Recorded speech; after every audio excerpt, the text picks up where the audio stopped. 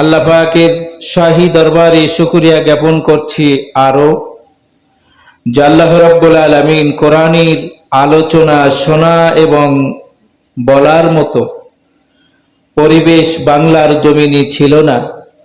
আল্লাহ রাব্বুল আলামিন সুন্দরভাবে করে দিয়েছেন। শুকরিয়া স্বরূপ আরো বলছি আলহামদুলিল্লাহ। এই একটি মাহফিলের জন্য কত জায়গায় আমাদেরকে ধর্ণা দিতে হতো, কি বলেন ঠিক কিনা? অনুমতির জন্য নেতাকে আবার এই হ্যাম্বেলে নাম না রাখলে মাহফিল বন্ধ করে দেওয়া হতো। কোরআনের সঠিক আলোচনাগুলো করলে নেতা পাতি নেতারা লাভ দিয়ে উঠে বক্তার কাছ থেকে মাইক কেড়ে নিতেন।